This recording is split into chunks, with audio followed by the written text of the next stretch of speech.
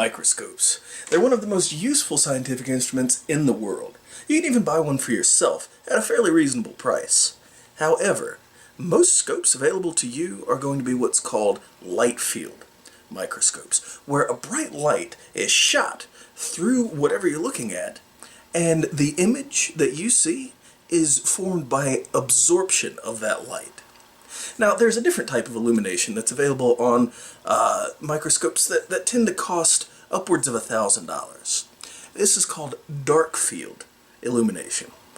And there are commercially available attachments that can turn a microscope like this into a dark field setup. But those tend to be upwards of $100 in cost. Something, something, something, dark field. Something, something, something, not cheap. Now, the technique that I'll show you today can be used for almost any light microscope. It's extremely simple to do, takes only minutes, and is fully reversible. And what's best? Costs less than $1. Here's what you'll need. First, you need some thin, clear plastic. It needs to be thick enough to hold a shape, but thin enough to be flexible and easily cut with craft scissors. Since they're super cheap, I use these clear sheet protectors. You could also use overhead projector film, clear plastic cup bottoms, even the plastic packaging from something you bought at the store. You'll also need a pair of scissors, a black permanent marker, and some coins and circular objects to use as stencils. More on that in a second. Before we get started, let's figure out exactly what we're trying to do. What is dark field illumination? Well, it's actually a really simple idea. The goal is to block light from passing directly from the light source to your eyes, but to allow enough light in around the edges to bounce off of the specimen. The light that bounces off the specimen looks like it's glowing, while the lack of direct light makes the background appear dark. So whatever you're looking at appears as a bright object on a dark background. What we're trying to do then is put something in between the light source and the sample and prevent that direct beam of light from entering your eye. Just below the sample stage is the microscope's condenser. A condenser can be anything from something like what you see here, an Abbott condenser, to a simple hole in the stage to let light through.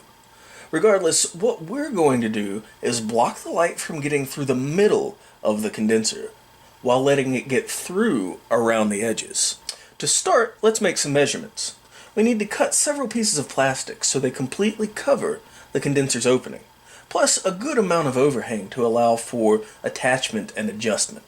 The exact size is going to depend upon your microscope. In this microscope, there's actually a space built into the condenser right here. Keep in mind that you want your plastic to be as close to the condenser lens as possible. If there's a diaphragm in between the light source and the condenser, like on this model, that's fine. We'll just put a stop below the diaphragm. You can use either a ruler to measure the diameter of the condenser's opening, or you can do what I did and just eyeball several round things until you find one that looks right. In my case, this sake choco was a perfect fit. Once you've figured out your stencil, simply take your plastic, draw some outlines, and make the cut. You'll probably want to cut 1 or 2 dozen circles. Once you've got a collection, separate your circles into groups of 6.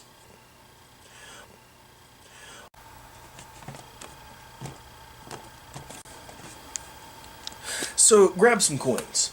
I'm using a penny, a nickel, and a quarter. These give a decent range of sizes for that central spot. For each group of 6 plastic circles, use only one of the coin sizes. Trace the outline of the coin in the center of each circle, and then shade it in with a permanent marker. What we're going to end up doing is stacking all of these circles together to make sure that as little light as possible gets through the middle. Now, an alternative to all of this is to simply draw some circles of the appropriate sizes in Word and print them onto projector plastic. This is a lot less time consuming and it's more accurate than doing it all by hand like I'm doing, but it also is a bit more expensive, and you have to find the projector paper. Once we've got our filters made, it's time to stack and tape. When you're stacking your circles, try to line up the center spots so that they overlap as well as possible. If you shade it by hand, there's probably a little bit of irregularity at the edges. The good thing is that it doesn't make much of a difference.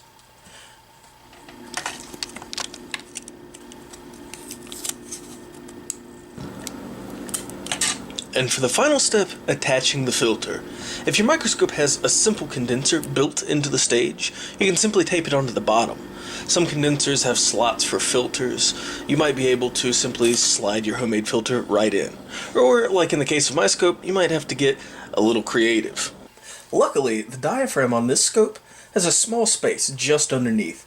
That's the perfect spot to slide in a bit of flexible plastic. A bit of trimming to make sure that it fits, and voila! We now have a dark field microscope. Here's a bit of pond water I got today. Let's take a look at it in light field first.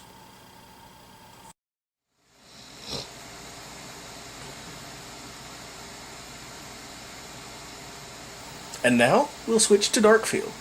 Both dark field and light field have their uses.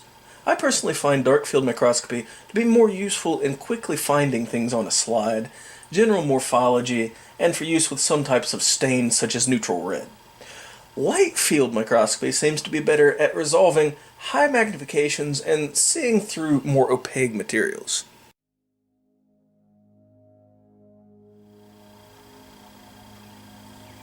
There you have it. A quick and easy way to turn any light field microscope into a dark field setup. You can use the same technique to try different shapes, different colors, different combinations to find other visual effects that could be useful for whatever you're doing. So, I hope you enjoyed this. For Ambithusia, I'm Dan. Thanks for watching.